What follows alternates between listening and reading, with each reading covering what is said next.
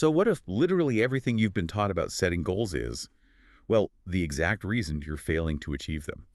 It's a pretty wild thought, right? It really is. And welcome to today's deep dive, where we are jumping straight into the mechanics of human behavior.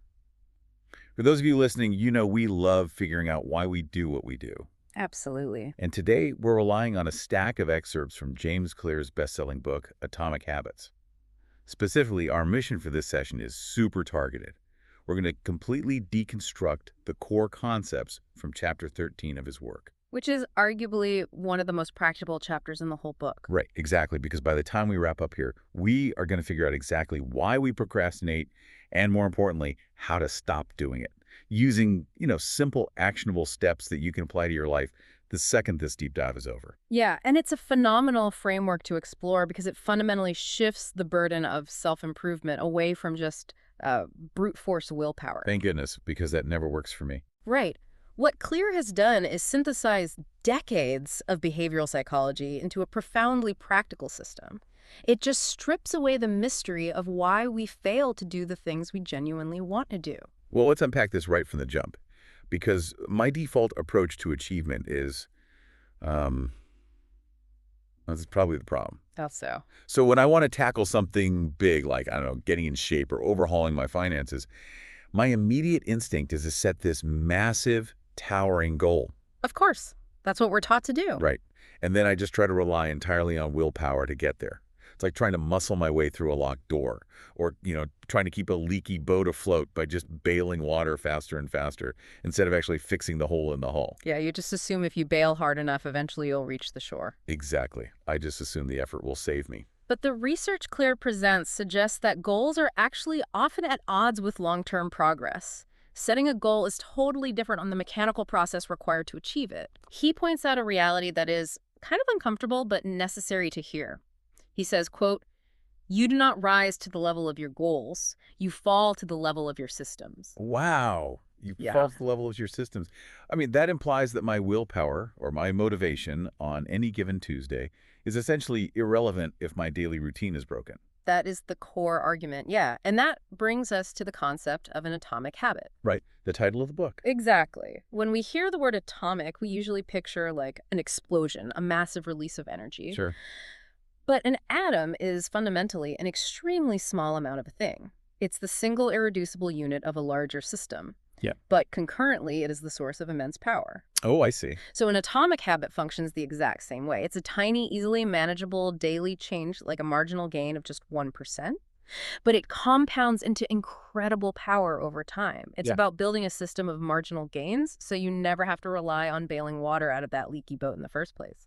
Okay, so if the secret is building these tiny compoundable systems, I feel like we first have to identify the bottleneck, right? Definitely. Because before we can get to the specific cure for procrastination in Chapter 13, we really need to understand why our systems fail. And looking through these sources, it seems like a major part of the problem is cognitive deception. Oh, absolutely.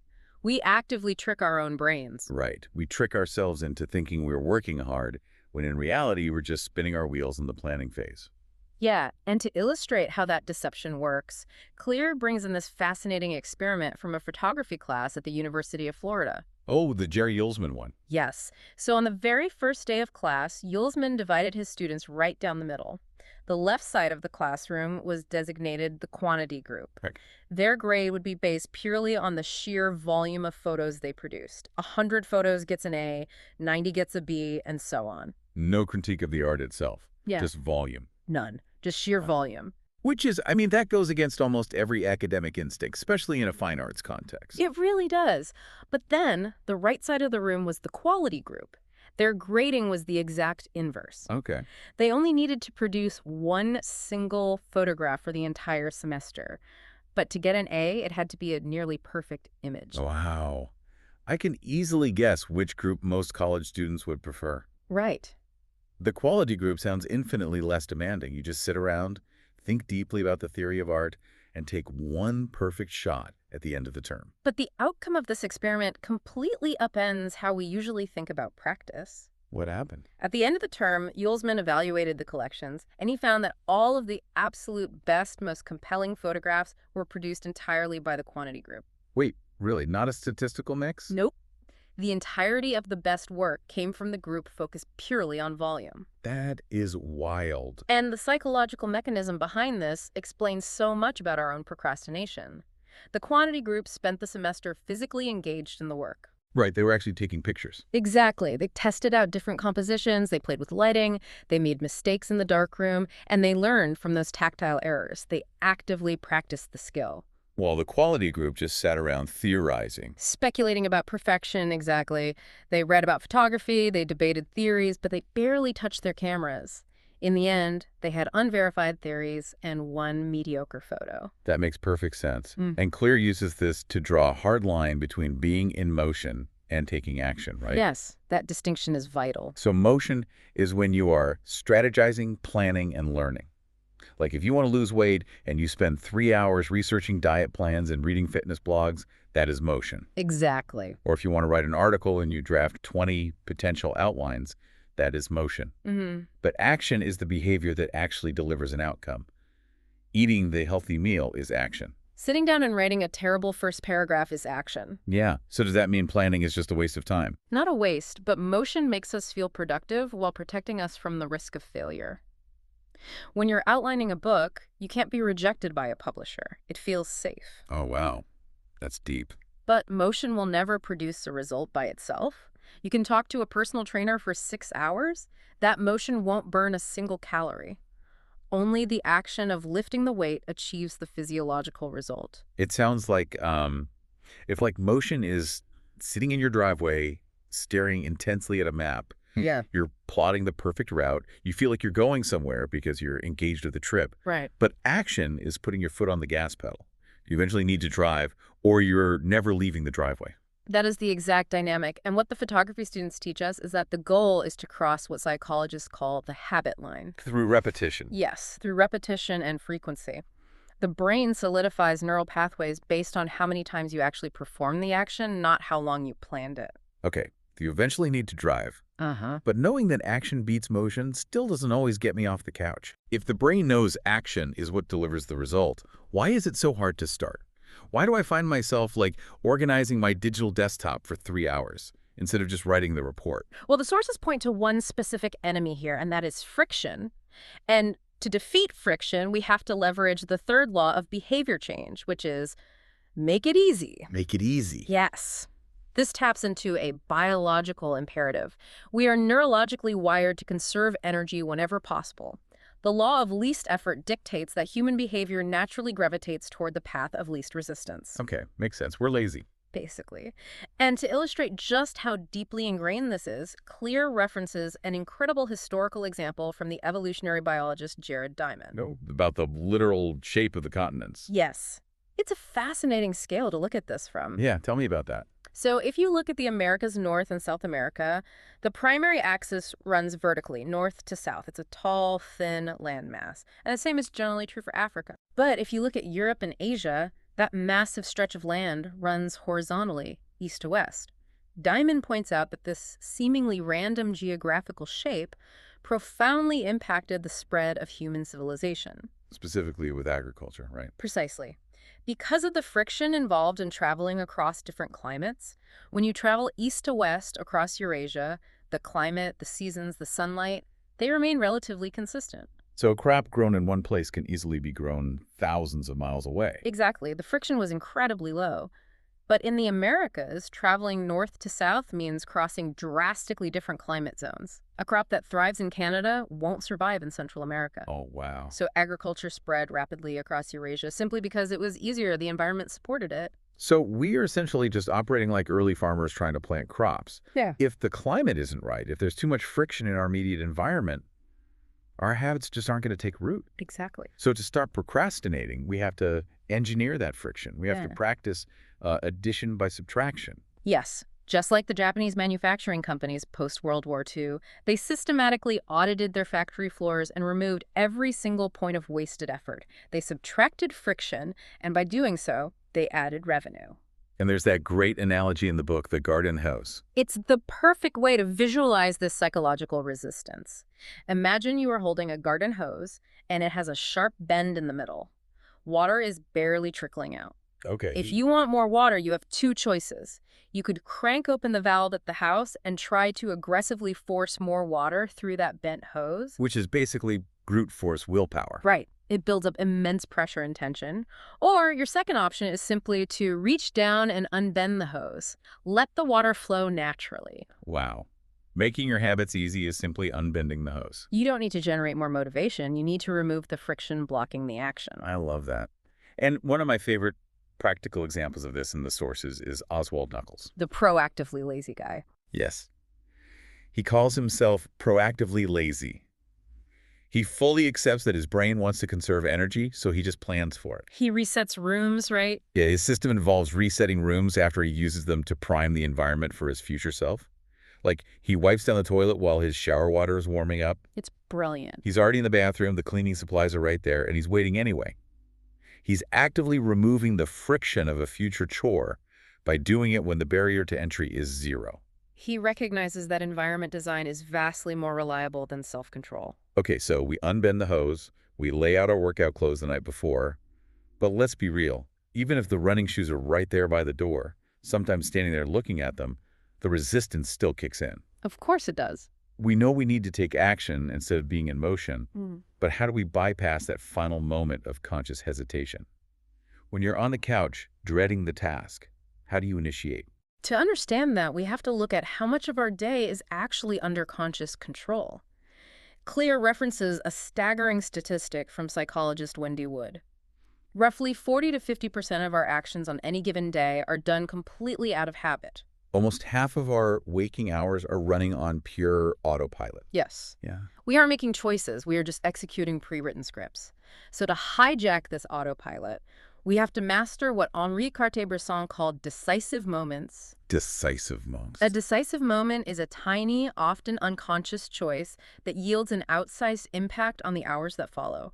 It's the moment you choose between opening a food delivery app or opening the refrigerator. Or grabbing your phone instead of a book. Exactly. Which brings us to the absolute core of Chapter 13, the story of Twyla Tharp. She's one of the greatest modern choreographers, won MacArthur Genius Grants, all of that. Yes. And she works out for 2 hours every single morning at the gym. But her daily habit isn't the grueling workout itself. Right, that's the critical insight. Every morning, she wakes up at 5:30, puts on her workout clothes, walks outside her apartment, and hails a taxi. She says that hailing the taxi is the habit. The second she tells the driver where to go, the habit is locked in. She's mastering the decisive moment. Once she's in the cab, the machinery of the rest of the morning takes over. And this is the perfect embodiment of the 2-minute rule, isn't it? It is. Clear breaks down the 2-minute rule, giving a nod to David Allen, who said, if it takes less than 2 minutes, then do it now. Right. But Clear adapts this specifically for stopping procrastination. His version is, when you start a new habit, it should take less than 2 minutes to do. Okay, so the secret to stopping procrastination isn't focusing on the giant end goal. That just causes friction. It's about scaling down the initiation of the habit until it fits into a 2-minute window. Yes. Reading a book becomes read one single page. Doing 30 minutes of yoga becomes just take out my yoga mat. You use simple, highly actionable language to define the starting line. And the underlying psychology here is profound. The idea is to make the initiation so incredibly easy that it slips past your brain's resistance mechanisms. It doesn't trigger that threat response to hard work. Right. And here's where it gets really interesting. Because you can also use rituals to end a cycle of behavior. Right? Absolutely. Like Cal Newport's shutdown routine. He does a final email check, preps his list, and literally says the phrase, shutdown complete, out loud. It creates a definitive boundary. But I have to push back a little on the 2-minute rule itself. Go for it. If I just do the 2-minute action like I put on my running shoes or I just open my laptop to the blah document, aren't I just tricking myself if I don't actually go for the run? That is the most common critique. It feels like a gimmick and your brain is too smart for that. Yeah. But what we have to understand is that a habit must be established before it can be improved. You cannot optimize a behavior that does not exist. If you can't learn the foundational skill of simply showing up, you have no hope of mastering the routine. You are cementing the identity of someone who shows up. I see. So it's an identity shift. Exactly. When you perform an action, even for 2 minutes, you're creating cognitive dissonance with your old self-image. If you view yourself as lazy, but you put on your running shoes every single day, Your brain has to resolve that contradiction. You're casting tiny votes for your new identity. Yes. You're proving to your brain that you are the type of person who goes to the gym.